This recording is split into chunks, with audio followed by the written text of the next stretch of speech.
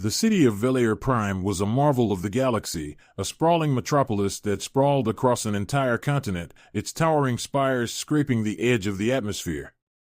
The air buzzed with the hum of countless spacecraft, their luminous trails painting the sky like cosmic brushstrokes. This was the beating heart of the Intergalactic Federation, the seat of its power, and home to the Intergalactic Academy, where the brightest minds from across the stars gathered to learn the arts of diplomacy, strategy, and, most crucially, warfare. In the central district of the Academy, nestled within the gleaming halls of the Zelroth Learning Tower, two students stood out among their peers, Zyker of the Mrekin and Lina of the Pythians. Zyker, tall and lithe, had skin the color of pale lavender, with bioluminescent tendrils sprouting from his head that glowed faintly in the dim lighting. His species, the Mrekins, were known for their logical minds and intense curiosity. He had an innate thirst for knowledge that often drove him to question authority, even when it was dangerous. Lina, on the other hand, was strikingly different. Her silver-scaled skin shimmered like polished steel, and her cat-like eyes were perpetually sharp, observing everything with a predator's instinct. The Pythians were a fierce race, known for their tactical genius and lethal combat skills, and Lina was no exception. But what made her unique was not just her intellect, it was her relentless drive to rise above her peers, to prove herself the greatest among them. Despite their differences, Zyker and Lina had become unlikely friends, bound by their shared ambition and a growing curiosity about a mystery neither could shake, the humans. Have you noticed how Earth is mentioned in nearly every historical briefing about early galactic wars? Zyker asked one day, as they sat in the Academy's grand library, scrolling through holographic records on their datapads. The vast dome of the libraries surrounded them with floating holograms of galaxies and planetary systems, and soft streams of data hovered in the air like mist.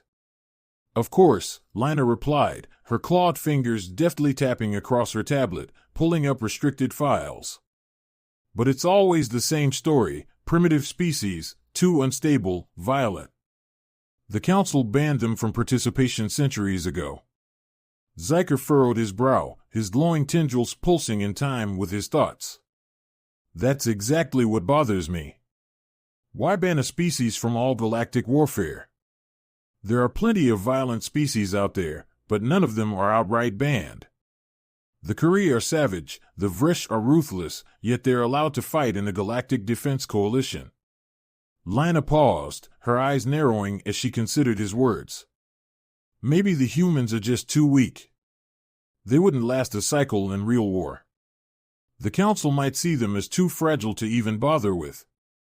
Zyker shook his head. Weak species get absorbed, assimilated, or crushed under stronger powers. But the humans? They've been left untouched, isolated on that tiny blue planet, while the rest of us grow stronger. Lina leaned back, her silver scales catching the dim light of the library's floating holograms. You're suggesting there's more to it? That the humans are dangerous in some way? Dangerous enough to be completely cut off, Zyker replied. But how? And why? Their conversation was interrupted by the sudden presence of Professor Karnath, an instructor renowned for his deep understanding of galactic warfare and diplomacy. Karnath's skin was translucent, a hallmark of his Nandoran heritage, with veins of pulsing light running just beneath his surface, a constant reminder of his species' connection to the energy fields of the galaxy. He moved slowly, a sign of his advanced age, but his gaze was sharp, as if he could see into the very soul of whoever stood before him. You too should be careful where your curiosity leads you, Karnath said, his voice a low rasp. He had clearly overheard their conversation. Zyker stiffened. Professor, we were just dash. I know exactly what you were doing, Karnath interrupted. He crossed his arms, the light under his skin dimming slightly as he regarded them with an unreadable expression. The subject of humans is not to be discussed lightly. The Council has decreed it. But why? Lina challenged, never one to back down. What makes them so different? There's almost nothing in our historical records, just vague references and classified reports. If they're so primitive, why are they the only ones banned from participating in galactic war? Karnath's expression darkened, and he looked away, as if weighing the consequences of what he might say next. There are truths in the galaxy that are too dangerous for young minds to grasp. The humans. They are not what you think they are. What does that even mean? Zyker pressed, his voice rising with frustration. We've read about all the major galactic wars, the great invasions, the rise and fall of empires. None of them feature humans, except in passing. What are you hiding from us?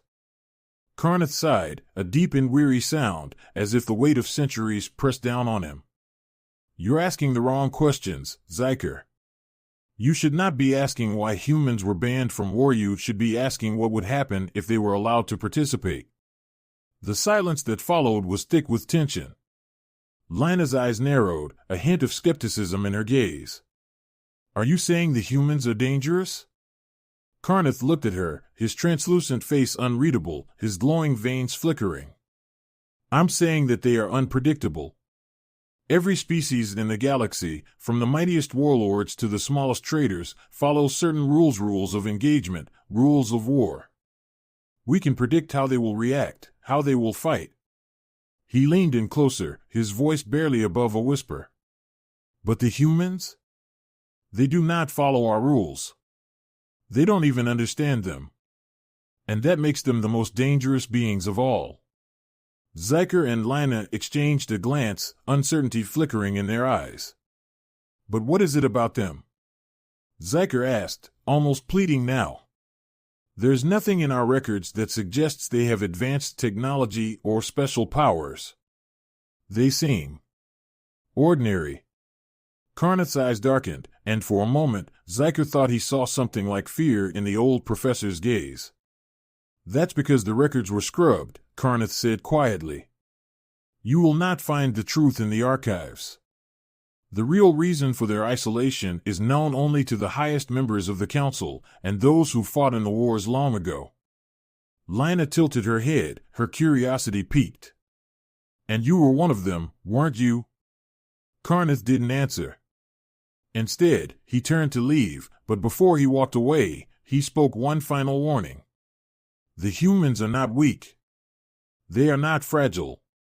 And if you continue down this path, you may wish you had never asked these questions. Some answers are too dangerous to know. As Karnath disappeared into the shadows of the library, Zyker and Lina sat in stunned silence, the weight of his words sinking in. We have to find out the truth, Zyker finally said, his voice barely above a whisper. Lina nodded, her gaze fixed on the space where the professor had stood moments before. Yes. But this just became more dangerous than we ever thought. The mystery of humanity, once a mere curiosity, had now become something far more an enigma that threatened everything they thought they knew about the galaxy. The corridors of the Intergalactic Academy were bustling with students and professors, yet Zyker and Lina felt as though they were moving through a different world entirely. Karnath's cryptic warning echoed in their minds, lingering like a shadow over every thought. Their curiosity had transformed into something deeper, something more dangerous. They knew they were stepping into forbidden territory, but that only made them more determined to uncover the truth. Did you see the look in his eyes? Zyker asked as they made their way through the towering halls of the Zelroth Learning Tower. Karnath knows something. He's hiding it. Of course he is, Lina replied, her voice cold and calculating. The question is, how do we get access to the real information? Whatever's in the public archives has been sanitized by the Council. Zyker's tendrils pulsed in thought. We have to dig deeper. We need to get into the restricted archives. Lina raised an eyebrow, her sharp, reptilian eyes gleaming with challenge. You realize that breaking into the restricted section is a violation of every Academy rule, right? We'll be expelled or worse if we get caught. Zyker met her gaze, a determined fire burning in his eyes. If what Karnath said is true, there's something about humans that the entire galaxy has been kept in the dark about for centuries. We can't just walk away from that. Lina's lips curled into a faint smile, one that betrayed her own growing intrigue. Then we'll do it. Tonight. That evening, the Academy's sprawling campus was bathed in the soft glow of Velair Prime's twin moons. Most of the students had retired to their quarters, but in the shadows of the Azirian archives, two figures moved with purpose. Zyker and Lina had spent the day preparing, carefully mapping the security systems and finding a way into the restricted section. The entrance to the archives was guarded by layers of security bioscanners, holographic passkeys, and sentry drones. But Zyker, with his affinity for technology, had spent months studying the Academy's systems, and tonight, that knowledge would finally pay off. "Are you sure about this?" Lina whispered as they crouched near the entrance, watching the sentry drones float by in their automated patrol. Zyker nodded, his bioluminescent tendrils dimming as he concentrated on the task at hand. "I can loop the camera feeds and disable the bioscanners for a few minutes. That should give us enough time." With deft hands, Zyker tapped into a small terminal hidden behind a panel in the wall. His tendrils flickered as he manipulated the streams of code, rerouting the security systems and creating a temporary blind spot in the network. The door to the restricted archives slid open with a soft hiss. "We're in," Zyker whispered. They slipped inside, the door closing behind them with an almost imperceptible click. The restricted archives were vast and silent, a labyrinth of towering shelves filled with glowing data rods and ancient scrolls. The air was thick with the weight of forgotten knowledge, and the soft hum of preserved information surrounded them like a living entity. "This place is massive," Lina muttered, her voice barely audible as she scanned the shelves. "Where do we even start?" Zyker pulled up a holographic interface on his wrist, his tendrils pulsing as he accessed the archive search system. "There has to be something in here about Earth. The Galactic war files should be kept somewhere in this section. There." He pointed toward a row of data rods marked with a sigillant ancient symbol used by the Galactic Council to designate classified war records. Lina moved swiftly, her agile form slipping between the shelves as she retrieved one of the glowing rods. She inserted it into a nearby terminal, and a flood of holographic data filled the air in front of them. At first, the data seemed mundane records of old battles, treaties, and diplomatic disputes. But as they scrolled deeper into the files, they began to uncover something far more sinister. "This is it," Zyker whispered, his tendrils flaring with excitement. "The Great Human Uprising. It's real." Lina's eyes narrowed as she read through the file, her sharp claws tapping the interface to reveal more details. Initial contact. Earth was first discovered by the Galactic Federation in the early days of expansion. A small, primitive world, not unlike thousands of others we've integrated over the centuries. But something changed. They scrolled further, and what they found sent a chill down their spines. Human forces were initially believed to be too technologically inferior to pose a threat, Lina read aloud. But after first contact, it became clear that humanity was capable of something far more dangerous than advanced weaponry. Zyker leaned closer to the hologram, his eyes widening. Entire fleets destroyed in unexplainable ways. Command ships lost without a trace. Ground forces reporting mass hysteria among troops, mental breakdowns, unexplained suicides. Lina's voice faltered as she read the next part. Human soldiers were not defeated through conventional means. They fought with an intensity that defied all predictions. They pushed their technology beyond its limits, but the real problem wasn't their weapons, it was something else. Something we still don't fully understand. The records contained reports from countless commanders, all describing similar events: technology malfunctioning, weapons systems going haywire, ships vanishing in battle. Soldiers and commanders reported vivid hallucinations, overwhelming feelings of dread, and in some cases, entire battalions simply disappeared. "This can't be right," Lina whispered, her scales rippling with unease. "There's no way humans could have done this. They didn't have the technology." Zyker's voice was barely above a whisper. It wasn't their technology. It was something in them. They found an ancient video report, encrypted but still accessible. The screen flickered to life, showing a human general addressing his soldiers before a battle. His eyes gleamed with a strange light, an intensity that sent a chill down Zyker's spine. As the general spoke, his words seemed to carry an almost hypnotic weight, his voice weaving through the minds of his troops like a force of its own. "That's it," Zyker muttered. "The shroud." Lina glanced at him sharply. "The what?" Zyker's tendrils flickered as he accessed an even deeper layer of the file, one marked with a warning seal from the highest levels of the Galactic Council. "The shroud. It's mentioned here. The humans. When they're pushed to the brink, something awakens in them.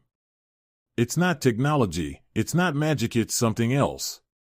It warps the reality around them." Lina stared at him, her eyes wide with disbelief. "You're saying they can manipulate reality?" "Not consciously," Zyker said, his voice tight. "But in the chaos of battle, in moments of extreme fear or rage. The shroud manifests. Ships malfunction, weapon systems fail, entire armies break down into madness. It's like reality bends around them." As they delved deeper into the files, it became clear why the humans were quarantined, why Earth had been cut off from the rest of the galaxy. The Galactic Council had realized that the humans weren't just dangerous, they were a threat to the very fabric of galactic stability. Lina's voice was barely above a whisper now. The Council decided to isolate them, not because they were weak, but because they were too dangerous to let loose in the galaxy. Zyker nodded grimly. If the shroud was ever fully awakened, it could destabilize entire sectors. The only solution was to quarantine humanity, keep them isolated, and make sure no species ever pushes them too far. Before they could say another word, the air around them hummed with energy. A ripple of static passed through the archive, and the lights flickered ominously. Zyker's heart raced as he looked around. "We need to leave. Now." Lina didn't hesitate.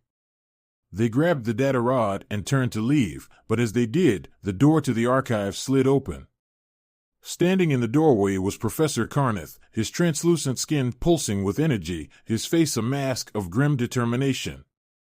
"You found the truth," he said, his voice low and filled with warning. "But now you understand why it's been hidden. The humans.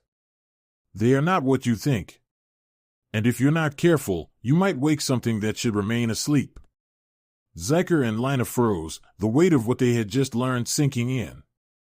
The mystery of the humans had been uncovered, but with it came the realization that they had stumbled upon a secret that could shake the very foundations of the galaxy.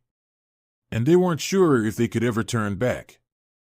Zyker and Lina followed Professor Carneth down a series of twisting, dimly lit corridors, their footsteps echoing in the silence.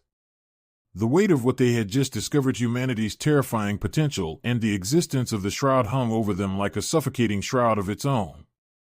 Their minds raced, processing the implications of what they had uncovered in the archives, but the cold truth was settling in fast. This was no longer about curiosity or academic interest. They had stumbled upon a dangerous secret, one that could shake the galaxy to its core. Carneth walked ahead, silent and stern, his translucent skin flickering with the faintest glow of energy. He led them deeper into a part of the academy they had never seen before. This wasn't just a restricted area, it was far beyond anything regular students would ever have access to. The walls here were older, made from dark, dense materials that absorbed the light rather than reflected it. It felt ancient, forgotten. "Where are we going?" Lina asked, her voice tense. "To the place where this all began," Carneth replied, his voice a low rasp. "You wanted the truth, and now you will get it. But you may not like what you find." Zyker exchanged a glance with Lina. He could see the unease in her eyes, a reflection of his own fear. Whatever Carneth was about to show them, it would change everything. They finally arrived at a large, circular door embedded with strange glyphs and symbols. Zyker recognized them from his study's ancient marks of authority, used by the Galactic Council in the earliest days of its formation. Karnath raised his hand, his fingers glowing with a soft light as he activated the door's security measures. The glyphs responded, pulsing with energy, and with a deep rumble, the door slid open. Beyond the door was a massive chamber. The room was dark, save for the eerie blue light radiating from a central platform, where holographic images flickered in the air like ghosts. The walls were lined with old machinery, some of it seemingly from an era long past, and at the center of it all was a towering obelisk, covered in the same ancient symbols. The air here was cold, filled with the hum of latent energy. "What is this place?" Zyker asked, his voice hushed in awe. Karnath stepped toward the platform, his face grim. "This is the Vault of Lost Wars. It's where the Council keeps the records of battles too dangerous for public knowledge, where we store the truths that cannot be allowed to surface." He gestured to the holograms, which showed scenes of destruction on an unimaginable scale, battlefields scorched, fleets disintegrating in flashes of light, and, most disturbingly, images of human soldiers standing in the midst of the chaos, their eyes glowing with the strange energy Zyker had seen in the archives. "These," Karnath continued, "are the battles the galaxy has chosen to forget. And this," he pointed to the obelisk, "is the record of the war that changed everything." The holograms shifted, and before them appeared the planet Earth, its blue oceans and green continents a stark contrast to the cold, dark room they stood in. Above the planet hung massive fleets, human ships surrounded by the imposing armadas of various alien species, all poised for battle. "This was the human uprising," Karnath said. "It began as a standard invasion. The Galactic Federation made contact with Earth, intending to integrate the humans into the wider galactic community. We assumed, as we had with countless other species, that they would either submit to our technological superiority or be easily subdued. But we were wrong." Lina frowned. "Wrong how? What happened?" Karnath sighed, his eyes darkening. "The first battles were conventional. The humans were outgunned, outnumbered, and technologically inferior. But as the conflict dragged on, something changed. The humans refused to surrender. Their resilience, their sheer tenacity, it was unlike anything we had ever seen." Zyker watched as the holograms showed battle after battle, human forces fighting with a ferocity that defied logic. Their technology, though crude, was pushed to its limits, and they fought with an almost fanatical determination. But then, the images shifted again. What Zyker saw next made his blood run cold. The human soldiers' eyes began to glow with that same unnatural light, and the battlefield around them warped. Ships malfunctioned, entire armies were swept away by invisible forces, and the laws of physics themselves seemed to bend. The alien fleets were torn apart, not by human weapons, but by something far more terrifying, something that seemed to emanate directly from the humans themselves. "The Shroud," Karnath whispered. "It's not a technology. It's not a weapon we can understand. It's something primal. Something that comes from within the human mind, triggered in moments of extreme fear, rage, or desperation. When it manifests, it warps reality itself." Zyker stepped closer to the holograms, his mind struggling to comprehend what he was seeing. "How is that possible?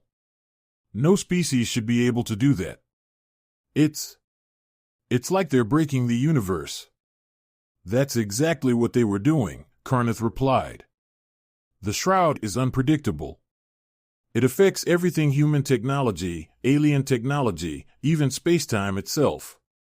When it activates, it creates a distortion in reality. Weapons fail, ships vanish, soldiers go mad. It's as if the humans become a living anomaly, something that the universe itself cannot fully comprehend." Lina's sharp claws tapped against the cold stone of the platform.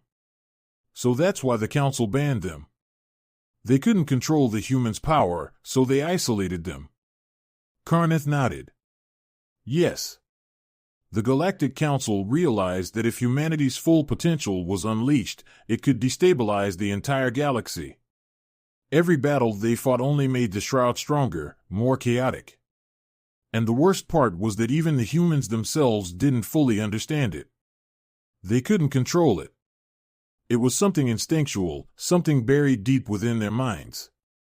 But why not just destroy them? Lina asked, her voice cold and practical. Why quarantine Earth instead of wiping them out? Karnath's face darkened, and he looked away for a moment before answering. Because we tried. The Federation launched a final assault on Earth, intending to exterminate the species entirely. But in doing so, we pushed the humans too far. The Shroud fully awakened, and the results were catastrophic.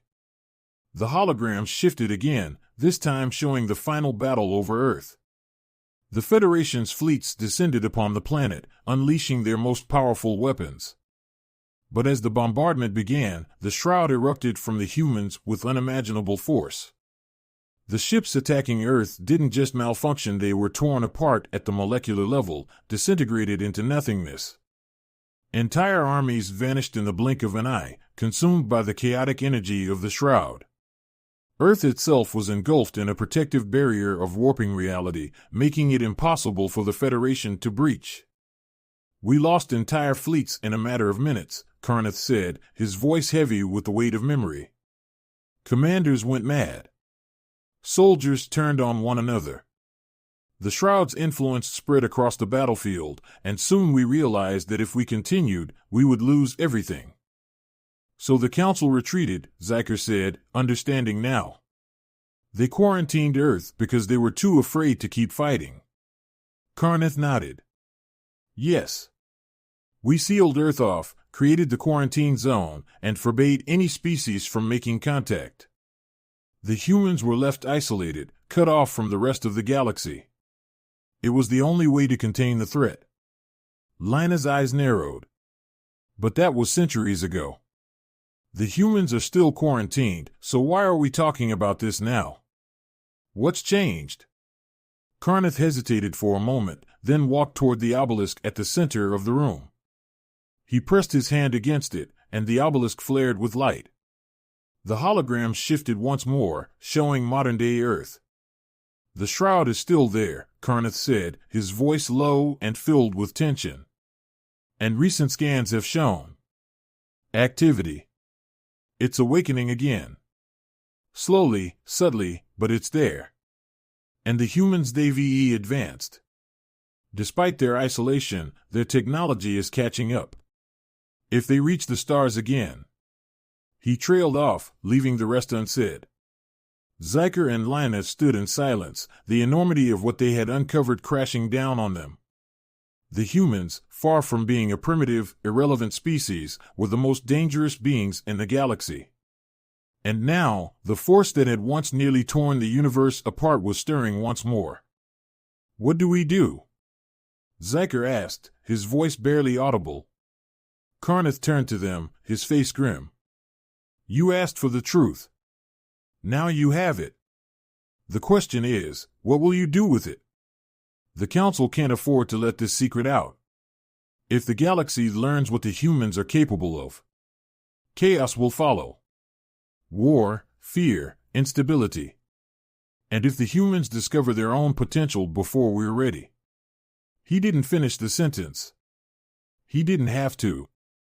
The future of the galaxy was balanced on a knife's edge, and Zyker and Lina were now caught in the middle of it. The truth about humanity, once hidden, was now in their hands. But what they did next could change the course of history for better or for worse. The cold silence of the Vault of Lost Wars weighed heavily on Zyker and Lina as they left its darkened chambers, following Professor Karnath down the winding corridors. The truth about humanity, the Shroud, and the quarantine around Earth had been more than either of them had anticipated. What had begun as a simple curiosity had turned into something far more dangerous, an unraveling of galactic secrets that could shake the very foundations of power. Outside the vault, the corridors of the Intergalactic Academy buzzed with the usual energy of student life. But for Zyker and Lina, the world felt different now. They carried a burden few others would ever know. As they walked in silence, Linus' thoughts raced. Could it really be true? Could humans be on the verge of awakening that terrible power again? Zyker broke the silence first, his voice low. What happens if the Shroud awakens fully again? If the humans realize what they can do? Karnath paused at a window overlooking the Academy's sprawling campus, where students from dozens of species milled about below, oblivious to the cosmic dangers they had been protected from for centuries. The professor's translucent skin flickered dimly as he contemplated his response. If the Shroud awakens again, it won't be like before, Karnath said, his voice heavy. The humans are no longer the fractured, disorganized species they were during the uprising. They've advanced despite the quarantine. Their technology, their society, it's evolving rapidly. They're becoming capable of reaching beyond their planet again. And if they do, they may unleash the Shroud on a scale we can't predict. Lina frowned, her sharp claws tapping against her arm in thought. But why is it waking up now? The quarantine's held for centuries. What's changed? Karnath's expression darkened. No one knows for sure. Some believe the Shroud has a cycle, that it hibernates and reawakens when certain conditions are met. Others think it's tied to the human psyche itself, triggered by collective stress or conflict. But one thing is certain, the quarantine is weakening. Earth's isolation is no longer enough. Zyker's mind raced. So what are the Council's plans? Are they preparing for war with the humans again? Karnath's eyes flickered with something between sadness and resignation. The Council is divided. Some believe we should re-establish contact and try to control the situation before it escalates. Others, they argue for more drastic measures. Drastic measures? Lina's eyes narrowed. You mean extermination? Karnath didn't answer immediately. He simply turned to face them, his translucent skin shimmering in the dim light. The truth is, there are factions within the Council that believe the only way to ensure galactic safety is to eliminate humanity completely. But doing so would be a dangerous gamble. The last time we tried, we nearly tore the galaxy apart. Lina clenched her fists, her sharp claws digging into her palms. So, what? The Council's just going to sit on their hands and hope the Shroud doesn't destroy everything? Karnath shook his head. No. They're monitoring the situation closely. And there are contingency plans in place. But the problem is, no one truly understands the Shroud, not even the humans themselves. If it awakens in full force, it could be catastrophic. Zyker's bioluminescent tendrils flickered with agitation. So we're stuck in a stalemate. The galaxy teeters on the brink of another war, and we're gambling on whether or not the humans will awaken this power. Karnath nodded solemnly. Yes. And you two are now part of that gamble. Lina stepped closer, her voice low and dangerous. You said the Council is divided. Who's in charge of the decision to act? And more importantly, where do you stand? Karnath met her gaze evenly, his eyes old and weary. I stand with those who believe we must tread carefully. The humans are not just a threat, they are a mystery. And mysteries cannot be solved with brute force. But there are others, more powerful voices, who believe otherwise. They see humanity as a ticking time bomb, and they want to snuff it out before it's too late. Before Lina could respond, Zyker cut in. We've learned too much to simply walk away now. What do we do with this information? How do we stop the Council from making a mistake that could doom us all? Karnath's expression softened slightly. You've already seen too much to return to your old lives. The knowledge you now possess could be dangerous if it fell into the wrong hands. But there is something you can do.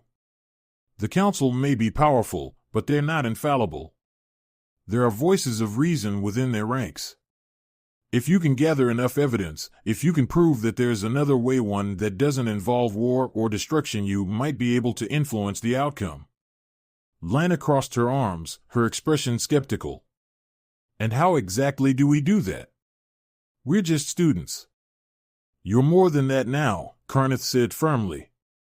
You've shown a willingness to question, to dig deeper.